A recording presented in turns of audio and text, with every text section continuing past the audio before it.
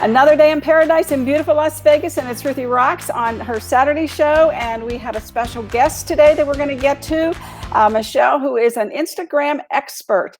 And Kane is going to be our moderator today as Max is taking the Saturday off. And while, let's see, Kane, we're going to get you on here. Come on up here. It takes a minute to, there you go. Hi, Kane. Good morning, everybody, for the Saturday morning marketing show. It's show 309, right, Ruthie? Yes, it is. Show 309. Amazing. Yes, and I'm Kane Tapp filling in for Marketing Max. Next time you see Marketing Max, he's probably going to be packing heat because today he's doing what, Ruthie? He's going to a class. And he's going to a class. So let's get right to the stats because we have an information-packed show today with Michelle.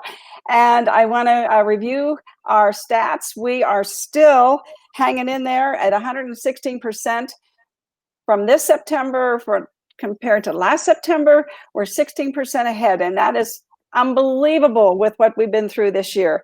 And overall, year to date, we're 92% of last year to date. So we are rocking and rolling, and everybody is out there just selling real estate and listing homes. We listed 167 homes yesterday. We had 146 closings, and we have 6,755 available homes to choose from. And that's not to mention the 200 new home developments that are in Las Vegas. So we are here to help everybody make those monumental decisions in their life. So we're here to help. We have 1.8 months of inventory, and wow. That doesn't sound like very much. Well, I'm happy, Kane, as long as it stays above 1.5. I'm happy with that. That sounds like a lot of people are doing a lot of business. Yes, and of course, it's all driven by the interest rates, which are for some people under 3%. So that means for every $100,000 of home you buy, it costs you $421. So you can buy a $300,000 home, and your payment will be less than rent. And it won't go up like rents go up. So we encourage everybody to buy homes now. You may never see these historically low interest rates ever again. So I know so much. And let's talk a little bit about Las Vegas. Las Vegas right now has 23.6 billion projects in the pipeline. And nobody has bowed out. Everybody is still out there building. You know, back in the, let's see, I think it was in the early 2000s, we used to say that Las Vegas is, or Nevada's national bird was the crane, because there were so many cranes in the sky building projects. And, you know, the good news is that we completed, I always love how this works. In 2020, we completed the Circa, which was a big casino development that was on track. And we also completed, what did we complete, Kane? The Raiders' new stadium, Allegiant Stadium. I believe they've also nicknamed it the Death Star. And didn't the Raiders just recently have their first home game? Yes. And did they win? Go Raiders. I don't know. I don't follow the sports that much anymore. They won, Kane. They won. Yeah, they did. I know we got hometown teams, and I'm not in the sports anymore. So completing in 2021, we've got all those projects that are still on target to be completed. And the biggest one is the International World Resorts, which is going to employ thousands of people and have 4,000 rooms. And it's going to be its own little village right down the strip across from the Wynn, pretty much across from the Wynn Hotel on the north side of the street. So that's really exciting things that are happening. One other thing I noticed is that we're putting up palm trees along Las Vegas Strip. There's a $47 million repaving project going on. So they're beautifying the Strip. They're just moving forward. Everything here is moving forward regardless of the pandemic, which is so exciting. And then the real exciting thing is the underground tunnel that is being built by Elon Musk. And this is just like amazing. And the Review Journal, Underground tunnel? yes, the underground people mover, ready to expand to all the strip resorts. So tourism leaders are forging ahead with Elon Musk's untested underground people mover and planning to extend into the resort corridor. And plans call for new connections to the Encore and the Resorts World, which I just talked about, on the north end of the strip. So big, Wow. big, yes. You know, if you don't want to walk down the street in July, you just get on the People Mover underground and you get to wherever you want to go. So this is a big thing for Las Vegas. And yeah, and let's see here. I said I was going to go 7 minutes on this, but I have to show everybody the visitor volume. This is what they predict. They predict that the recovery curve is going to, as you know, it continues to increase. The visitors continue to increase. And January, it's just going to do a steady incline to where it becomes back to normal sometime in mid 2021, which I think is absolutely awesome. I just think that's the best. And one of the things making a comeback. Pardon me? Tourism is going to make a comeback. Oh, absolutely. People are just, you know, they just can't wait to get here. And the workers are all going to work differently. Not some of them, all of them. And that's what applied analysis, which is where I get most of my statistics like this. They are saying from what they're seeing, the trends are that people are being hired back, even if they work from home. And that's the exciting thing, is that our unemployment isn't that bad. I mean, it's not good like it was before the pandemic, but we are still moving ahead. So I'm real excited about this and what the predictions are. And these predictions are just not pulled out of the air. Applied Analysis does their research, their homework. They talk to people, they talk to airlines. They've been around a long time. They have a lot of connections. And when I feel very confident to put this up on the screen because I know that this is probably going to happen. And as evidenced by the $23 billion worth of projects that are continuing to move ahead, I really believe that this town is going to be back to its old self again in no time. And with new things, new ways to travel underground. And we'll be excited to see how the conventions come back because people love conventions. So Kane, what are we doing today? What's exciting today in our show? So today we are going to talk about Instagram. And for that, we have Michelle Berman, the owner CEO at Berman Media. She has a method called the Instagram Power Method. There she is. Hi, guys. Hi, Michelle. And not only is she teaching Instagram, she's teaching Instagram for the real estate sector, which has been a little difficult to come by for us because most Instagram people, it's very generalized and basic, but you focus solely on the real estate industry, don't you? Yeah, absolutely. I freaking love real estate. I love listening to all those stats, Ruth, that you just went over. It's so cool to see. My parents are, I grew up in La Mirada, California, just outside of Disneyland, and my parents and I and my whole family, we've been going to Vegas since before I could walk probably. But lots of trips and lots of fun memories there. And I just texted my mom while you were going over those stats saying, Mom, did you know about this new casino going up across the street from the Wynn? My mom's also a big bowler. So all those conventions that you were talking about, there's always a lot of big bowling tournaments and things there. So I know my mom is excited to get back to Vegas for sure. See, there you go. There's a testimonial right off the bat. Yep. But yeah, so to answer your question, Kane, or to reiterate that, yeah, I do specialize in the real estate space. I also work with a lot of loan officers naturally, just because they fit very well into the real estate demographic. But in January 2018, I solely niched down to working just with the realtors and loan officers. But really the biggest issue was there just wasn't anybody doing it. Like we said, there was nobody that really just leaned all the way into that space and specialized in this platform for real estate agents. And since doing so, it's, I like to think I've made quite an interruption in the marketplace, but hopefully it continues to go in that way. Well, it takes focus and it takes time and it takes, like you have, dedication. Yes, absolutely. I agree. And lots of years of hard work. Yes. Okay. So when it comes to Instagram, Instagram's a very visual medium. It's pictures and short videos. It's not like Facebook where you have a lot of leadway with your content. So how do real estate agents kind of overcome that barrier where I have to take a picture, my caption can be very short, I can't include links? What are some of the things that you help real estate agents with so they can utilize Instagram in their marketing methods? Yeah, so that's a great question. And the first thing I will say is Instagram is a visual medium, right? So naturally we go there because we want to consume pictures. We want to see pretty pictures of houses. We want to see pretty pictures of before and afters.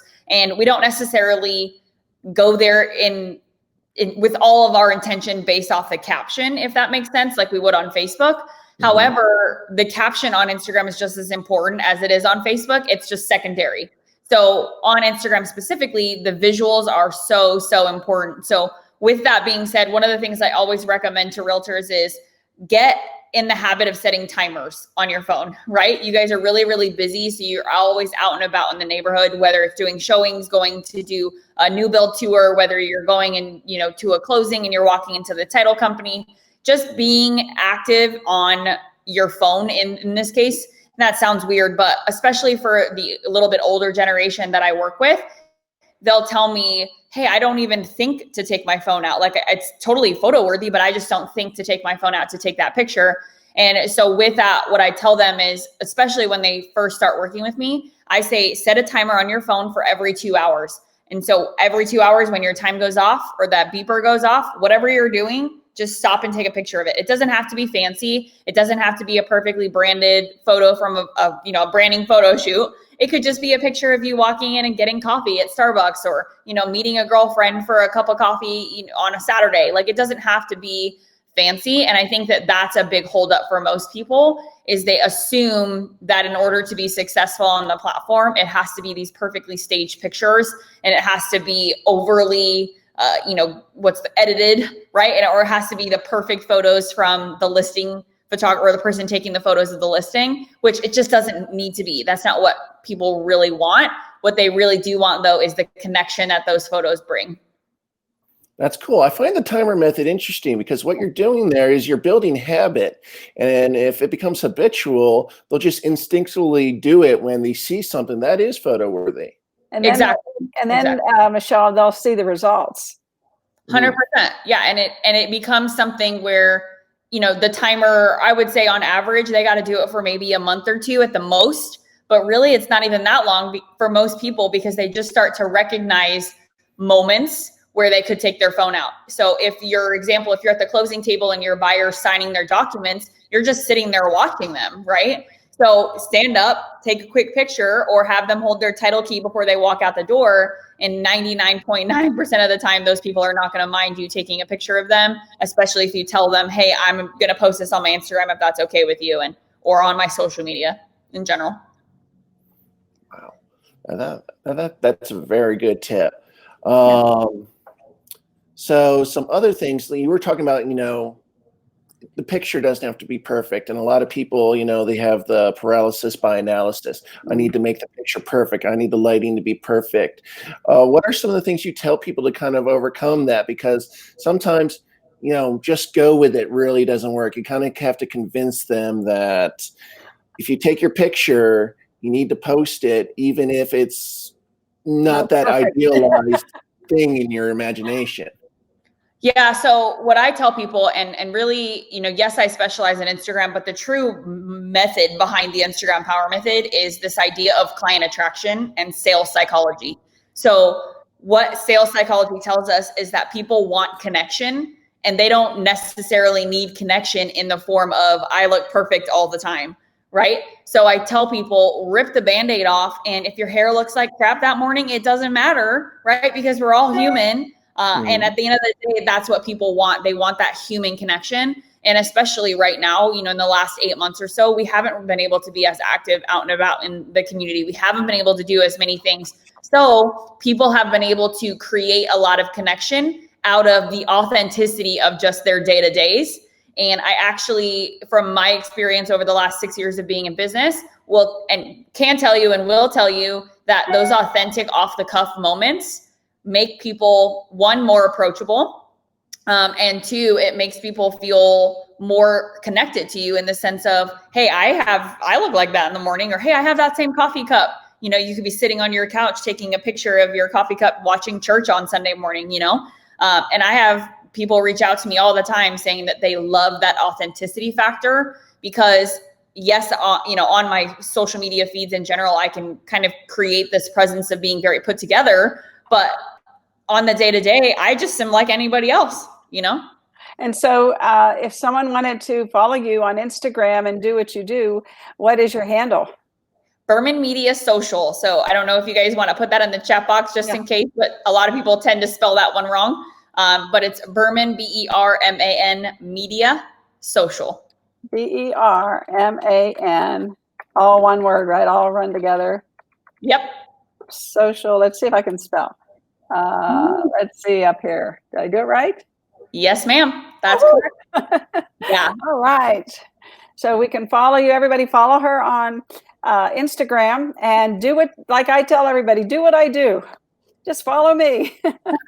That's what I tell people is, you know, if you look at my Instagram, you'll notice and hopefully you feel that I'm just a person living my day to day. You know, I am a professional. I do run a company and I have branded photos that I get to use sometimes. But truthfully, I will say, and when I coach any agent or any loan officer through this program or through this process, I tell them the off the cuff content is going to create so much more traction for you than these fancy schmancy videos, you know, that are all overly edited or pieced together, or the green screens in your offices. You know, yes, there's a time and a place for that in your marketing, but when it comes to Instagram specifically, people just want to feel like they are part of your day-to-day. And the best example I'll give you is I have a student who we coined her like car talk, Carla in the car.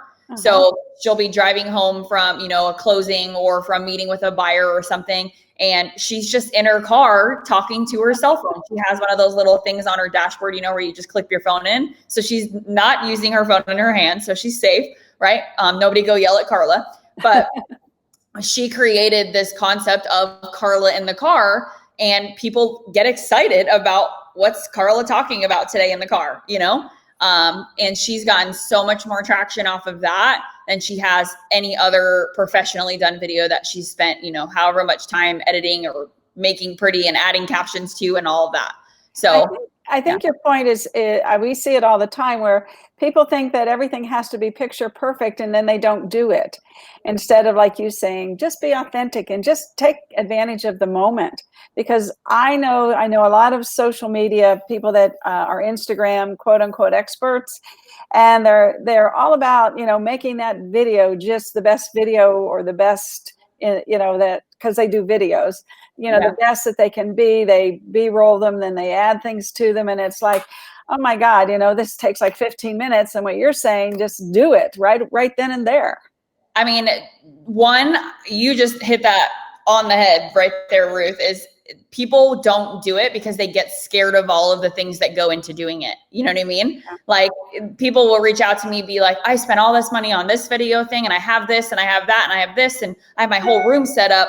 And I email them back, and I'm just like, you don't need any of that. I have a $40 ring light off of Amazon that is behind my computer right now while I'm talking to you guys. And that's it. And I have my iPhone.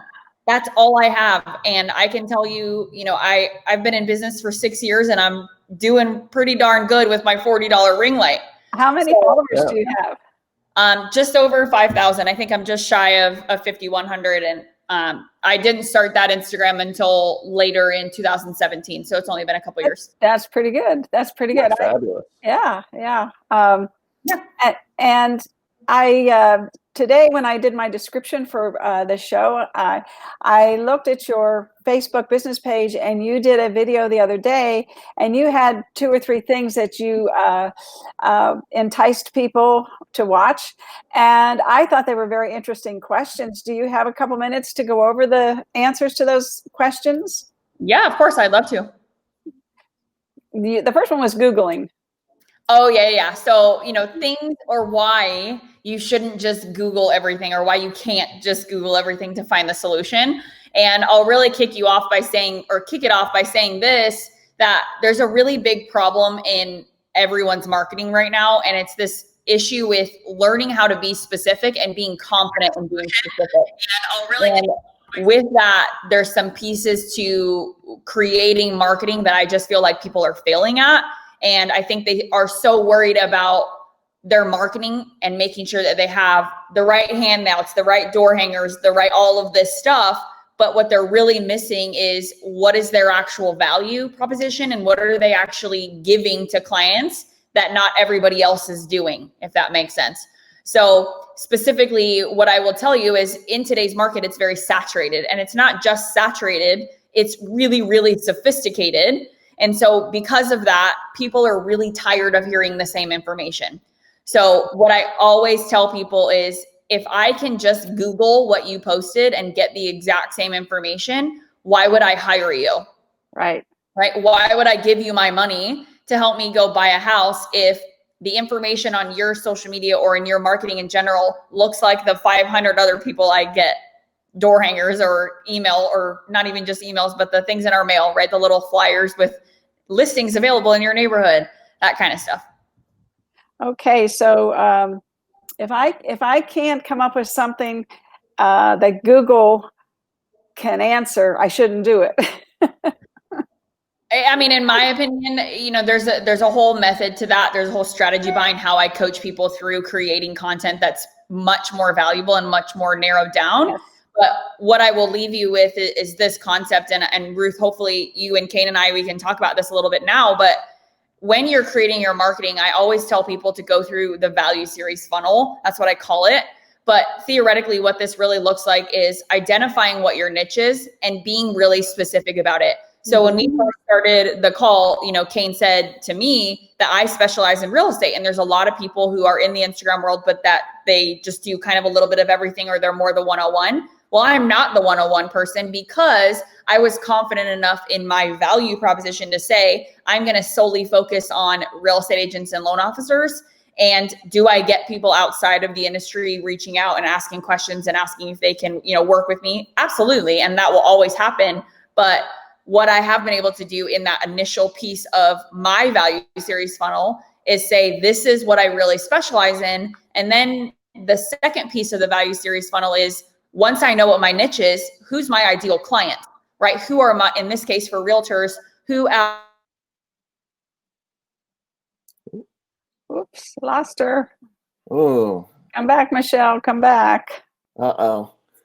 So I kind of know where she was going with this by, you identify your audience, you find their pain points, and then you try to offer them something to kind of solve those pain points. Absolutely. It's a very solid strategy in marketing. Yes. Unfortunately, like she was talking about Googling things, and when you Google those marketing strategies, no one really ever talks about that. There's always the fad thing that they talk about that's somebody just posted, having specialized hashtags and doing this, or you need to, when you do your pictures, you need to shoot them at an angle and to be interesting. But it seems like a lot of people tend to forget about the fundamentals. And yes. The reason fundamentals are the fundamentals is because they work, and they've worked for a long time. What people sometimes can't do is translate them to new mediums. Yes. Yeah. Exactly. I'm going to invite Michelle back. She realizes that we lost her. Michelle, come on back. We'll just talk what we know about Instagram, and we'll hopefully you can get back on. Please, please get back on. Let me going back to what she was kind of saying. I'm kind of filling for time here. We're waiting for her. The evolution of marketing. You had radio, And well, first you had print, and then you had radio, which is basically people reading the print. And then when it evolved to TV, some of the first commercials, it was a guy behind a desk, almost like he was in his radio station with the microphone in front of him talking. And that eventually evolved into almost like little mini movies with commercials. And now with social media, it's another evolution where people are trying to figure it out, but the fundamentals remain the same. And that's what Michelle was talking about before we lost you. Yeah, sorry, I'm back. I have no idea what happened. It just, my whole screen went black. But yeah, I agree with where you were just going with that. But to finish what my comment was there, the value series funnel, right, starts with our niche conversation. We talked about that. The second piece of it, what's our target audience, right? So if we say we specialize in first-time home buyers, that's great, but we have to go deeper. We have to be confident in going deeper and saying, this is actually going to make my efforts better and my marketing more effective than just saying I am going to work with anyone that's considered a first-time home buyer. And I'll use an example in this piece here where I met a gentleman who ended up going through my program. He was a retired Navy SEAL, and I met him as a realtor through Instagram. He actually sent me a DM. And we were talking about it. And I said, I was walking him through this value series process. And when he created his proposition as a whole, he said in his I help statement, he said, I am a retired Navy SEAL specializing in helping other retired veterans utilize their VA benefits to buy a home for 0% down. When I read that, one, I was a really proud teacher, but two, I said, that is incredible, because imagine if you go to a networking event or you have a open house or you do a veteran event where you go and you have a booth set up or whatever. And somebody walks up to you and says, how can you help me as a realtor? And you respond with that, holy moly, right? I'd be like, where do I sign? Because one, I am married to a veteran myself. So I have that connection, but just in general, it is so impressive when you are that confident in your message and in that confident in what you do. So to finish the value series funnel conversation, it ends with, if I now know who my ideal client is in this case, then I can create marketing to solve pain points for those ideal clients. And I'm not talking, here's the 5 steps to the home buying process. I'm talking, here is one of the biggest issues for veterans, for example, is being able to know how many houses they can buy with the VA loan. Then we get to go into that much more detail and speak directly at veterans who are buying multiple properties, which is a really common thing for people who have and can, take advantage of the VA loan. Yeah, great point. Absolutely great point. And when you do your, let me just ask you, when you do, when you coach agents, what do you tell them about stories? Stories are where your leads are. I will say that the fastest way possible. But stories are where your leads are. That is very, very important. So being able to utilize stories correctly is very, very powerful. And it also allows people to end up in your DMs, right? Or your private messages. And that's where conversations get to start in order to convert, right? Or in order for them to convert. So when it comes to story content, it's a little bit of everything. It's a little bit of behind the scenes. It's a little bit of us going and showing houses. It's a little bit of us going and doing a fun boomerang as we're walking into the closing, right? At security title or wherever we're going, right? Take a quick boomerang as you're walking in, and boomerangs, as you guys probably know, take a whopping 2 seconds to make. And they're not hard, but that's one thing people get worried about too, is they're like, what am I supposed to be posting in stories? And the answer is a little bit of everything. Take a fun video of your kids playing with their water guns in the backyard. And then the next story is, you're going and showing a house and you're holding it and showing people the house that you're about to go into and why this might be a great house for the buyers that you're about to show it to. Kane, you have a question there?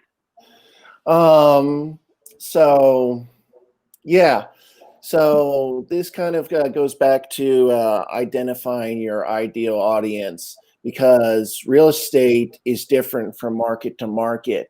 Yep. And this might be more of a Ruthie question, finding your ideal client and, identifying their pain points can be a challenge. Las Vegas for lack of a better term, is kind of easy. We know where our market's coming from. We've got big population, not a big population. We got people adding to our population at a large clip, and we know where they're from. But you get agents from smaller towns that have a harder time finding what the pain point they need to identify is. I do. Are you asking if I have that problem, or when I work with people from small towns? Yeah. Do they have that problem? Yeah. Honestly, no. And because it's really more about creating messaging. So if they're really, really good at creating content around, or not even creating content, knowing what their clients typically have problems with, right? So one thing I notice a lot in small towns, especially with agents that specialize in relocation, this is a really big popular conversation, but I have a lot of agents who move around a lot. They've lived in 10 different states, and so they have to pick up their business and start from scratch whenever they move. And I tell them, if that's the case, that's okay. Don't be scared of it. Instead, lean into that. Right. So if you're from Minnesota, right, and you now live in Vegas, well, you have a network in Minnesota. What did you do for fun in Minnesota, right? Where did you go? Did you go to University of Minnesota? Are you into football, right? What are you into? And then how can you use that space to lean in and create engagement in those places in that small town, so that when they come to your profile, they see a picture of you, from graduating from Minnesota University or whatever, or a picture of you going home on vacation and taking a picture of a Minnesota sunset. And then, and then they come to your profile and they see that now you live in Vegas. That person from Minnesota is going to be like, oh, dang, not only are you a Minnesota fan, but you also now live in Vegas. How, and they're going to have that connection with you. But the biggest issue with people right now that I've felt in the last probably 6 months or so is they don't know how to engage correctly. And they feel like when it comes to engaging, they struggle with, where do I spend my time? Because I don't want a bunch of other realtors following me. I don't want a bunch of other loan officers following me. And I don't want a bunch of other vendor partners that just want to take me out to lunch, if that makes sense. Yeah. So to that point, I know in the early days of Gary Vaynerchuk, he was saying, the $1.80 method. Yep. Do you subscribe to that? So it's what I teach is a variation thereof of the $1.80 strategy that Gary Vee has coined. But it is actually a lot more specific, because it's based off of knowing who your ideal clients are and where they come from. And when that happens, to give like the homework assignment, if you will, what I tell people is, if you, for example, are an Orange Theory fitness guru and you go to Orange Theory Fitness 4 days a week, every week, or you're a Pilates mom, right? And you go as soon as you drop your kids off, you go to Pilates. The biggest thing is, if that's where you're potentially going to be able to generate business from, that's where you need to spend time on social media, engaging, right? Not on things like, hashtag real estate agent, hashtag AZ realtor, hashtag Vegas realtor, Vegas real estate, that kind of stuff. Because what's going to happen? You're just going to generate a lot of other realtors. Right. But if you are able to say, what is my sphere? And don't just say the mom group, right? That's not specific enough. But saying things like, I enjoy Pilates. I go Pilates 4 times a week. So what am I going to do? I'm now going to take that a step further. I'm going to follow a bunch of local Pilates studios on Instagram that are around me. I'm going to look at the hashtags they're using. And guess what? I'm going to start engaging on every single one of those hashtags, because the people that are using those hashtags are general consumers who are also into Pilates. They're going to come to your profile, see your story of you walking into the Pilates studios in the morning. And then they're going to see your content and recognize that you're also a real estate agent locally to them. And that's where the magic happens. Yes. And being from Vegas and living in a country club community, I know that agents live here and they use the traditional methods of, they go play golf. Yeah. And of course they network. And so if you play golf and you're a real estate agent, what you just said is gold, because there's so many golfers in Las Vegas and, widespread. So you could really get a following. Yeah. Start following country clubs on Instagram, right? Start following all the different pages, start following all the little local golf club type stores, right? We have several of them here that are locally owned. I live in Arizona, but there's a lot of them here that are locally owned. little mom and pop shops, right? But they have an Instagram. So start following all of those pages and start engaging on the hashtags that those small pages or, you know, local type businesses are using, and the magic will happen 100%. And I agree with you that Vegas is a big golfing neighborhood or community. But there's so many, right? Vegas is a very eclectic group of people in a good way, because people come from all over the world to be there. Right. Yeah. 14% of the people here are from outside the United States even. So it's amazing what opportunities there are. Yep. I agree. And I know that you teach tactics and strategies on Instagram like we do for Facebook. And just so everybody knows, we're talking about having Michelle come to Vegas next year and conduct a class. And it's a three-part class, correct? Yeah. The first day is an hour.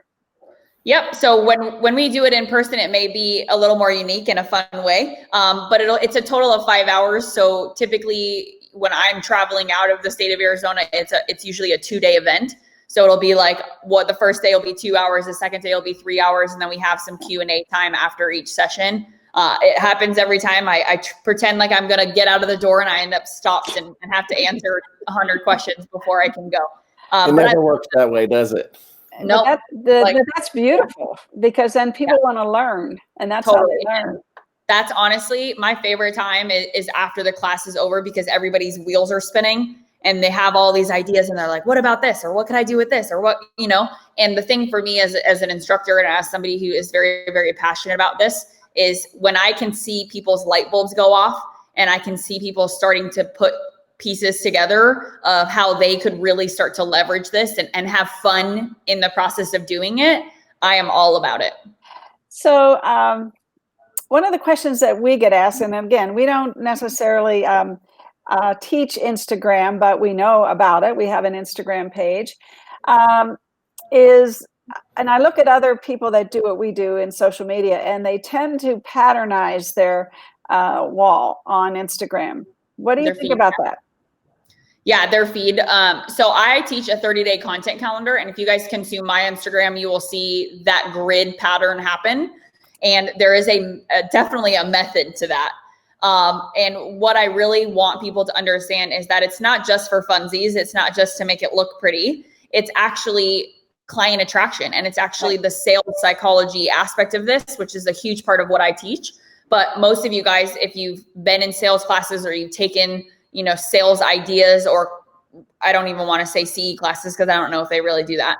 But essentially even just reading sales methods or sales tactic books, they talk about the like, know, trust triangle heavily, right? That's a really popular thing to talk about. Yes. So when you're talking about that, when it comes to Instagram specifically, there is a reason why, if you look at my profile, it's set up where some of them are templated days, right? That look like templates out of either Canva or another program that I use, which is Adobe InDesign.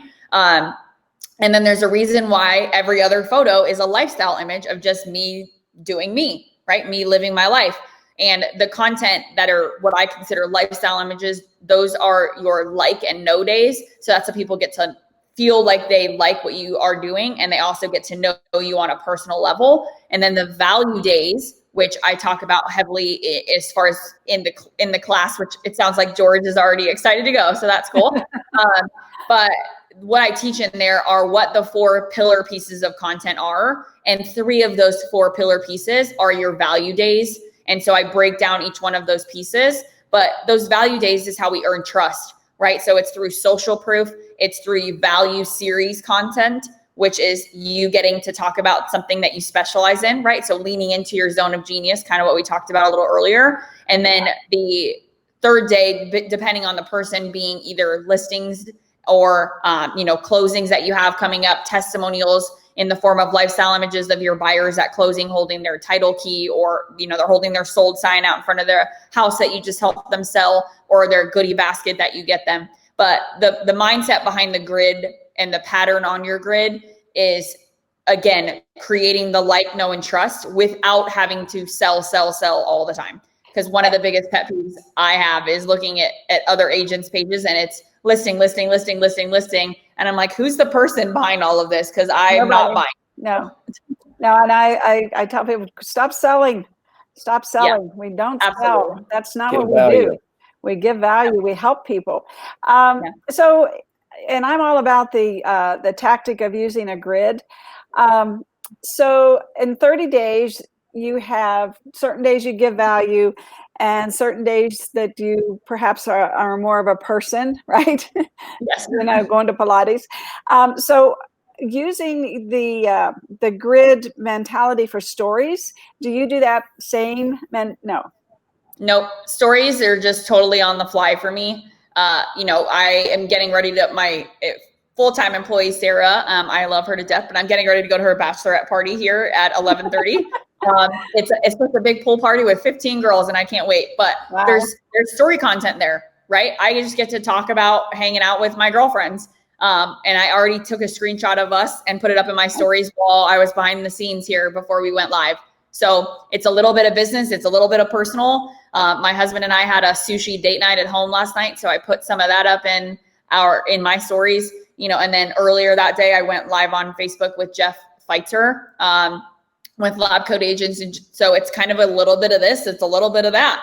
And what I tell people as far as like your assignment, if you will, is just focus on 5 to 7 stories per day in any facet, with at least one of them being your face. And what's that take? 5 minutes? Barely. Yeah. Go ahead. Sorry, Ruthie. No, go I ahead. have a question about, you know, with the content grid and, you know, you're laying out your feed and scheduling things. What about the spontaneous things? Like if you see something spontaneous and it really doesn't fit into the grid at the moment for your next post, do you hold it until it fits in the grid, or do you put it in there? So we just answered that question roundaboutly without even you knowing it, probably, Kane. But it goes in your stories. With the stories, I got that with the stories, but I'm talking about the feed. Yeah. So if you so it goes in the stories, right? So if it's instantaneous and you're like, oh, I just took this really cute picture with my girlfriends and I want to use that on my feed, but today's a value series day. What do I do? I don't want to mess up my grid. So what do I do?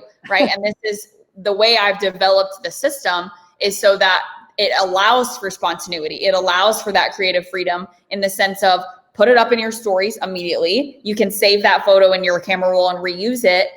And then when you're scheduling your content, you now get to use it tomorrow, right? Because if today's a value series day, tomorrow's a lifestyle image day. So it's with the way that it falls, lifestyle images is every other day. And the automation software that I teach to schedule your content allows for you to, at the click of a button, swap images out. So if you're like, dang, I really want to use this picture because it's so good, and I'm going to move today, or what would have been tomorrow, I'm going to move it back 2 days and use this picture instead, that the act of doing that takes seconds. So one thing I love what Facebook just did with their Facebook 5 version is that came about on September 1st, is I can do a story from my desktop and then I can boost it, which I thought was really cool. And I'm not the Instagram expert that you are. Can you create a story on your desktop for Instagram? As far as I know, as of today, no. But anything you post on your stories from your phone will also show up on your business Facebook stories as well. So it's going to tap both audiences as long as it's set up correctly. So then if I go to my Facebook page, my Facebook stories, I can boost that. Theoretically, yeah. I'm not a huge boost fan personally, but that's partly because for me, Facebook boosting in general, not even just Facebook boosting, more specifically Instagram boosting, doesn't have the effects that people think it does. There's better ways to boost content, as you know, in the Facebook ad world. Just like on Instagram, there's more effective ways to boost content than just boosting individual pieces. Yeah. But I will, let everybody know that the new features of boosting are almost identical to advertising, except for perhaps they don't have as many objectives. But Facebook is pretty much marrying those two events. And I'm sure it's it's a money generating idea.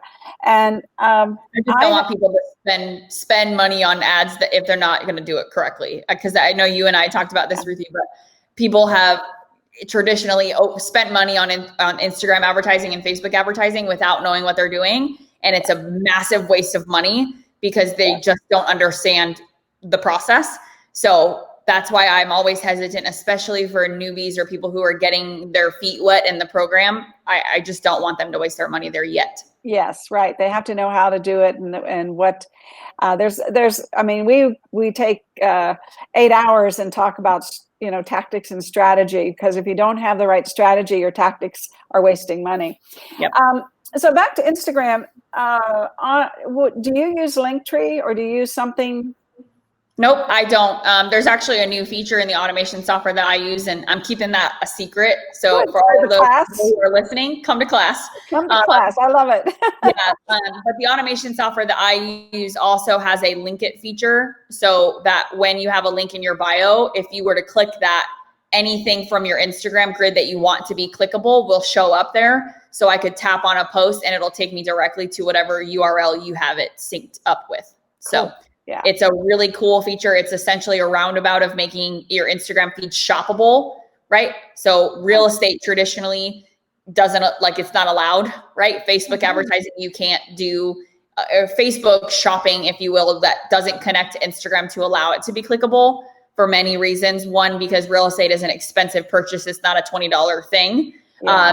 But with the automation software that I use, it's a brand new feature. It's literally less than a month old, that allows you to click the link in your Instagram bio. And when you click that, you'll see any Instagram post that you've set up, and you can just click on it. So if I go to your Instagram, Ruth, and I click on it and I see that, I'll see any Instagram post you have linked to anything, and then I can click on it and it'll directly take me to the URL.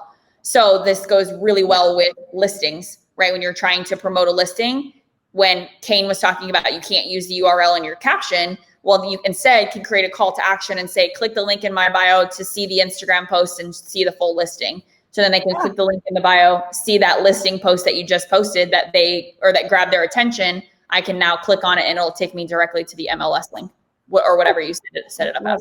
Or your website, where it is. Wherever you want it. Yeah. Whatever. Yeah. Cool. Wow. Kane, you have any questions for Michelle? So you said we're going to bring her to Vegas next year. Now that does sound like a long time away, but the year's almost over. 3 months away. It is. It'll give everybody time to plan. Exactly.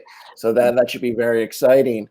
I guess the only question I have now, this is probably more a pain point for you. When you have a student, you know, what's the best way to say this? You know, sometimes you get those students that it doesn't connect. You know, they have the thing on there, and I don't know if they're afraid or if they don't want to share anything personal. That's what I'm looking for. The people who don't want to share the personal things. Is there something that you can, a tip you can give people to kind of help them through that, or is there kind of a workaround? No, I would tell them to rip the Band-Aid off and welcome. You know, I'm going to say this in a loving way, but welcome to 2020. And if you want to generate business off of social media and in general, you have got to create connection.